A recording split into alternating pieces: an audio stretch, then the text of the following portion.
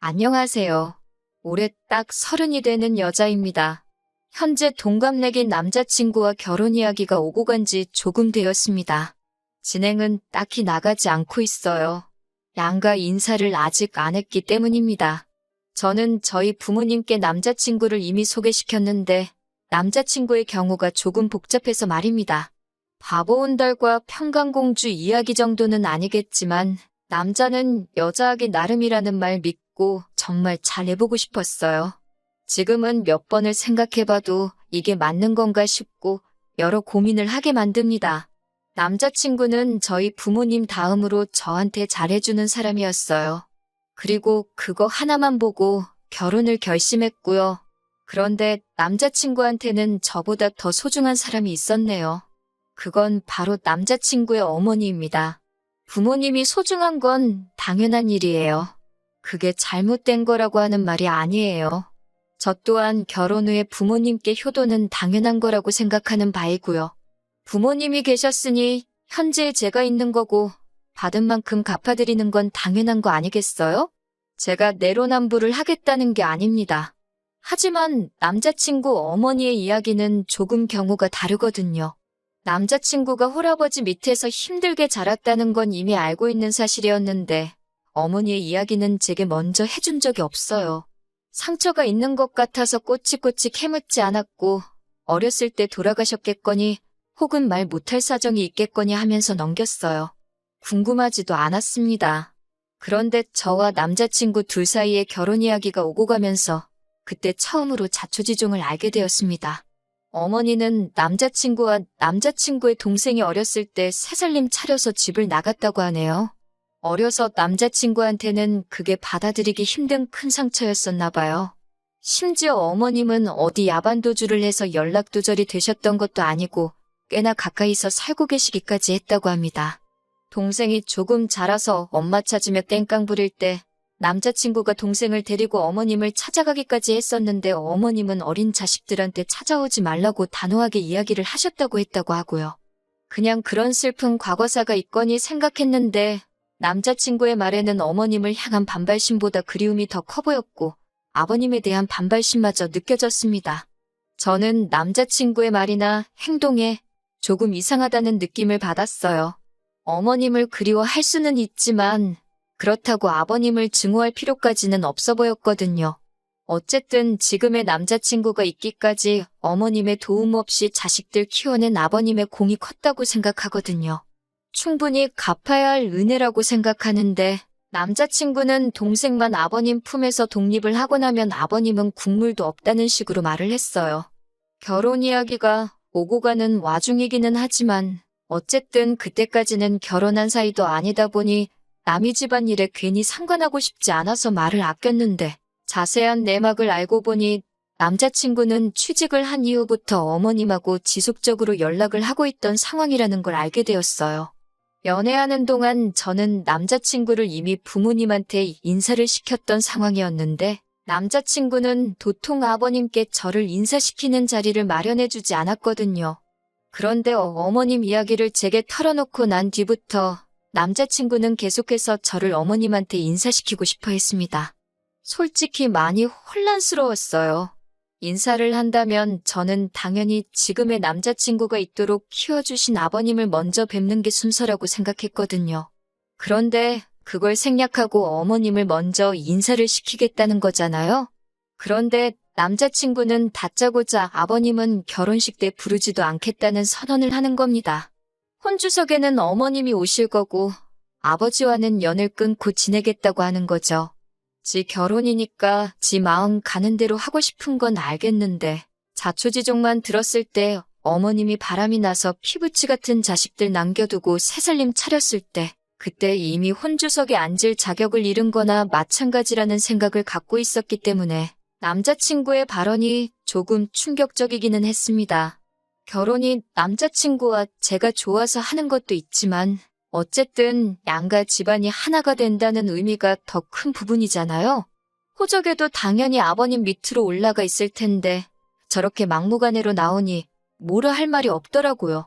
말 못할 사정이 있어서 그러냐, 왜 그런 생각을 가지고 있느냐 물어봤는데 그건 일단 자기 어머니부터 만나보고 그러고 나서 말을 해준다고 하기에 일단 알겠다고 했습니다. 그리고 얼마 지나지 않아서 남자친구 어머님한테 인사를 드리러 다녀왔고요. 남자친구 어머님, 첫 인상이 참 강렬했어요. 제가 속으로는 아버님 편이라서 그런가 나이가 많이 젊어 보이시기는 했는데 꾸미고 다니시는 게 문제는 아니지만 그런 것마저도 제 눈에는 좋아 보이지 않았습니다.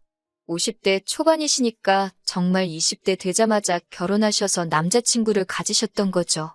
어머님의 자기소개는 충격의 연속이었습니다. 그때는 새 살림 차려서 나가셨지만 지금은 또 혼자 지내고 계신다고 하셨고요. 자기가 워낙 개방적이라서 자유로운 만남을 추구하는 사람이라는 말까지 덧붙이시면서요.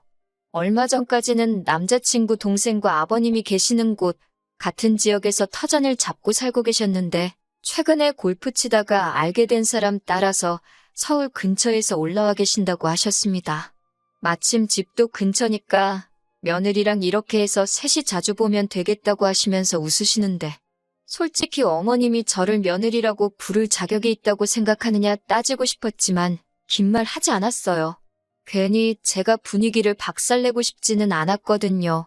졸지의 시아버지만 3명이 생겨버린 이 상황을 웃으면서 넘겨야 하는 건지 이건 아니지 않냐고 솔직하게 내 의견을 말해야 하는 건지 정신이 하도 없어서 표정 관리도 똑바로 못하고 있었습니다. 그런데 남자친구와 이미 이야기가 되어 있던 건지 제가 먼저 묻지도 않았는데 아버님과 헤어지게 된 과거 이야기를 하나씩 술술 풀어놓기 시작하셨어요. 그때는 어려서 아무것도 몰랐다. 남자친구 아버님한테 사기를 당한 거나 마찬가지다 하시면서 침몰하고 있는 배에 같이 타서 둘 다 인생 종치느니 나라도 잘 돼서 애들 챙겨줘야겠다 싶어 새살림 차려서 나간 거라고 하시고 막상 새살림을 차렸더니 그 집구석에서는 애들도 못 만나게 하더라. 내가 뭔 힘이 있겠냐. 일단 나라도 살고 봐야 훗날을 도모하지 않았겠냐. 그리고 이제라도 애들하고 잘 지내기 위해 그 집구석하고도 이별하고 나온 거라고 하시는데 솔직히 제 귀에는 그게 그냥 가져다 붙이는 변명거리로밖에 들리지 않고 그냥 그럴싸한 이유로 자기 합리화를 하고 있다는 생각밖에 들지 않았습니다.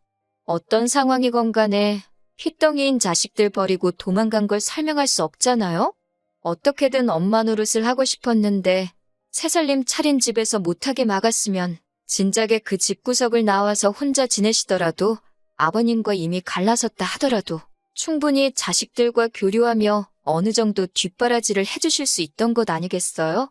그런데 그것 또한 새살림 차린 집구석에서 싫어해서 못했다는 걸로 대충 넘어가려고 하시니 한참 어린 제가 보기에도 그 모습이 좋게 보일 턱이 없었습니다.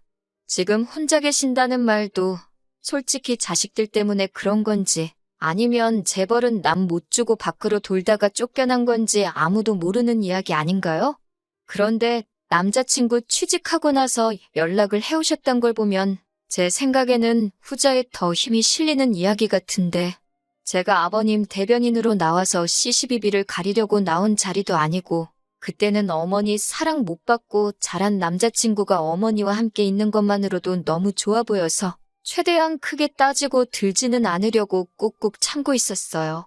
그동안 못 받은 어머니의 사랑을 받고 싶은 건지 효자 노릇을 하고 싶은 건지 주문한 음식이 나왔는데 어머님 드시기 편하라고 돈가스를 드시기 편하게 조각조각 하나씩 썰어주고 있는 모습을 보니 안쓰럽기도 하고 화가 나기도 하고 참 오만 가지 감정이 교차하더군요. 30살 저희들한테 맛있는 거 사주신다고 데려간 곳이 집 근처 돈가스 집인 것도 조금 그렇긴 했는데 제가 계산을 하려고 했는데 기어코 당신이 계산하신다고 하신 걸 보면 어머님이 정말 상황이 좋지 않은데 어떻게든 잘 해보고 싶다는 진심이 느껴지기도 하고 그때까지는 조금 지켜보자는 생각이었어요. 식사가 끝나고 나서 어머님이 이대로 헤어지기는 아쉽다고 하시면서 당신 집에 가서 과일이라도 먹고 가라고 하시기에 따라갔습니다. 새로 만나시는 분이 있다고 해서 저는 또 새살림을 차리신 건가 싶었는데 그게 아니더라고요. 어머님은 서울에 따로 집을 가지고 계신 건 아닌 것 같았고 연립주택에 새들어 살고 계셨어요. 방 1개의 거실, 주방, 욕실 다 따로 있기는 했는데 사이즈가 그렇게 크지는 않았습니다. 골프 치다가 알게 된 사람 따라왔다는 말에 새살림 차려서 잘 지내시는가 보다 했는데 둘이서 아직 서로 알아가는 단계이다 보니 일단 급한 대로 작은 방 구해서 지내고 계신다고 하셨습니다. 그리고 그 좁아터진 집에서 과일을 먹으면서 이런저런 이야기를 나누는데 어머님께서 시커먼 속내가 잔뜩 담긴 한마디를 하시더라고요. 이렇게 셋이서 있으니까 너무 좋으시다고. 식사 자리에서는 이렇게 셋이 자주 보자고 하시던 말이 이번에는 그냥 이렇게 셋이서 알콩달콩 살아도 좋겠다고 살짝 돌려서 말을 꺼내시더라고요.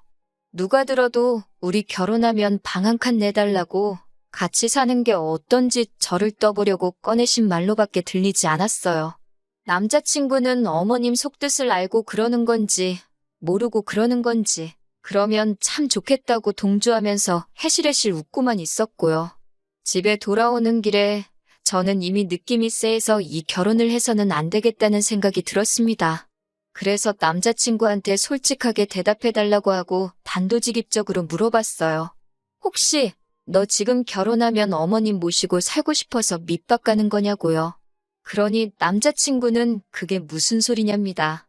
어머니는 어머니 인생이 있고 우리는 우리 인생이 있는 거 아니겠냐고 선은 확실하게 긋더라고요. 어머니는 지금 만나는 분도 계시고 한데 왜 우리랑 사시겠냐고 하면서 오히려 그런 질문을 한 저한테 지금 무슨 생각을 하는 거냐고 화를 내더라고요. 그래서 솔직한 제 심정을 이야기해줬습니다.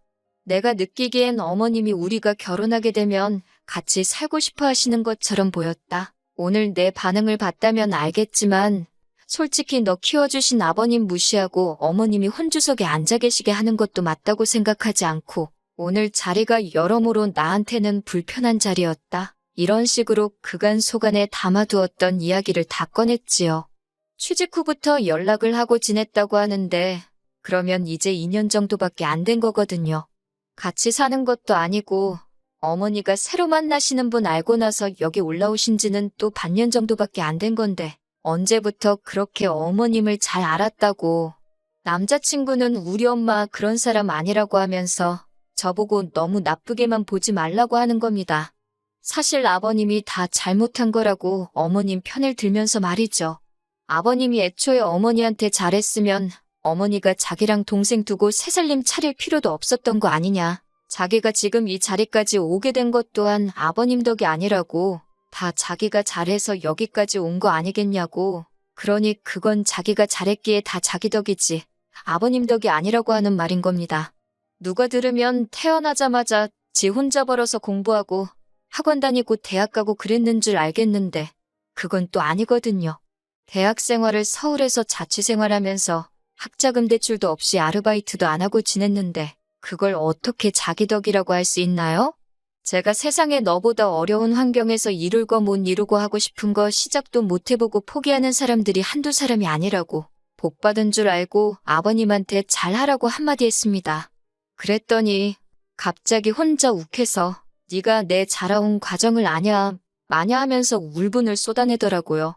근데 딱히 와닿지도 않는 게 솔직히 저도 부모님 밑에서 부족함 하나 없이 자라왔지만 저 또한 속에 담아둔 부분도 있고 불만 가졌던 부분도 있고 그 정도는 다들 한두 개씩 있는 게 아닌가 싶고 그냥 어리광에 투정 부리는 걸로밖에 안 들렸어요.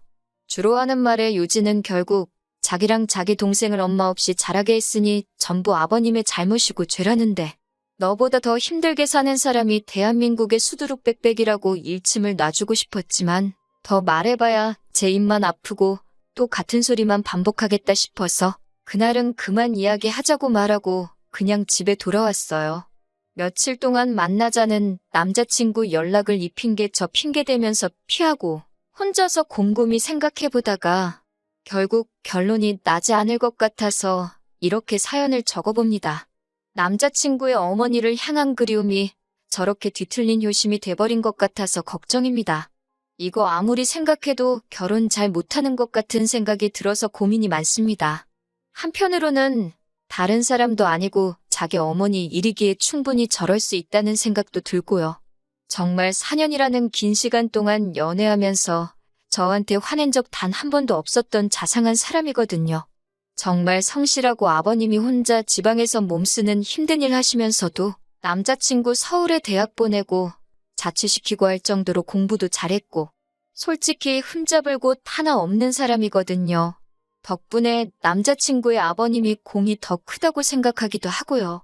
아무리 생각해도 저 혼자서는 도무지 답도 안 나올 것 같아서 여러분들 의견 좀 들어보려고 이렇게 사연 하나 보내봤습니다. 안녕하세요. 정확히 3주 만에 다시 찾아뵙네요. 이 상황을 두고 고민했던 제 자신이 다 바보 같다고 느껴질 정도로 치가 떨립니다. 결론부터 말씀드리자면 남자친구 머리채 한 움큼 뽑아버리고 거지 같은 집구석 탈탈 털어버리고 헤어졌어요. 지금은 깔끔하게 정리가 다 된 상태예요.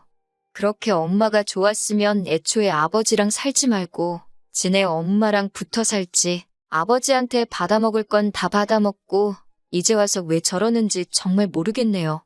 생각을 정리할 시간이 필요했기에 남자친구와 그동안은 되도록 만나지 않았습니다. 그런데 남자친구도 제가 별것도 아닌 이유를 말하면서 만나는 걸 피하니까 뭔가 눈치를 챘었나 봐요. 저한테 난데없이 아버님한테 인사드리러 가자고 하는 겁니다. 저랑 만나지 않았던 동안 어머님하고 무슨 일이 있었던 건지 심경의 변화가 있었던 건지 저는 몰랐죠. 제가 아버님 쪽에 편을 들기는 했지만 그건 어머님이 너무나도 말이 안 되는 상황이었기에 그랬던 거지 실제로 만나뵌 적은 한 번도 없었거든요. 그래서 아버님을 한번 뵙고 싶기는 했어요.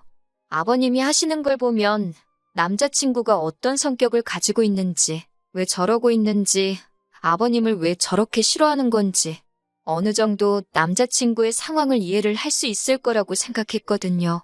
그래서 남자친구를 만나 출발했습니다. 그런데 경부고속도로에서 갑자기 수원으로 차가 빠지는 겁니다. 아버님 계시는 곳은 절대 아니죠. 수원 쪽에는 어머님이 계시는 곳이거든요. 뭐 하는 거지 싶었는데 차가 익숙한 길로 접어들더니 어머님 지내시는 집으로 가더군요. 남자친구한테 지금 뭐 하는 거냐 했더니 가보면 안다고 하는 거예요. 집에 들어가니 아버님은 당연히 없고 어머님만 계셨고요. 남자친구한테 작은 목소리로 이게 뭐 하는 거냐고 한마디 했더니 기다리라고만 하는 겁니다. 어머님은 음식 준비에 한참이셨고요. 그 모습을 보니까 5만 가지 생각이 다 들었네요. 아버님이 이 집으로 오시기로 했나 싶기도 하고 어머님은 저희 보고 음식 좀 도와달라고 하시는 겁니다. 거실 한편에 교자상도 펴져 있고 준비하고 계시던 음식을 봐도 대충이 북어포니에서 있는 게 앞만 봐도 식사 때문에 준비하시는 건 아닌 것 같고 제사상이 아닌가 싶었습니다. 그런데 조금 혼란스러웠던 게 두 분이 이혼하신 거잖아요? 그러면 제사를 지낼 이유가 없지 않나 싶었어요. 어머님 쪽에서 남자 형제가 없어서 제사를 어머님이 가져오신 건가? 그런 생각까지 했습니다. 어머님 혼자 하기에는 음식이 많기도 했지만 저한테 사전에 아무런 말도 없이 음식 준비를 시키는 게 기분이 썩 좋지만은 않았어요. 그런데 어머님은 저보고 잘 보고 배우라고 하면서 앞으로는 다 제가 해야 할 일이라고 하시는 겁니다. 아직 결혼이 확정된 상황도 아닌데 솔직히 왜 저러시나 싶었어요. 그래도 아버님이 오신다니 별말 안 하고 준비하는 것부터 상 차리는 것까지 끝까지 도왔습니다. 저희 집도 제사를 지내기 때문에 제사 지내는 것 자체가 문제라고 생각해 본 적은 없었거든요. 준비가 다 끝나고 어머님이 어디에 전화를 하시니 얼마 안 있어서 문이 열리는 소리가 들리더라고요. 아버님이 들어오셨고 남자친구가 오셨어요? 아버지?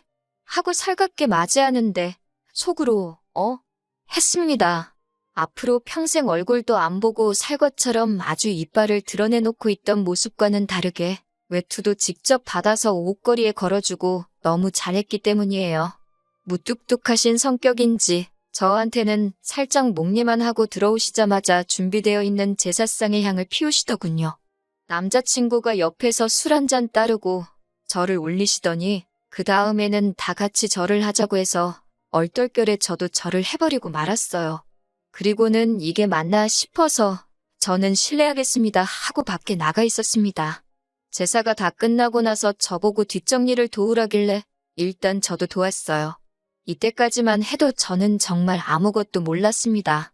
이윽고 네 사람이서 식사가 시작되었어요. 아버님이 과묵하셔서 그런지 식사 자리가 분위기가 조금 무거운 편이었습니다. 아버님이 앞에 계시면 저렇게 찍소리도 못할 거면서 뭘 그렇게 아버님이 싫다고 이를 갈고 그랬는지 싶었습니다.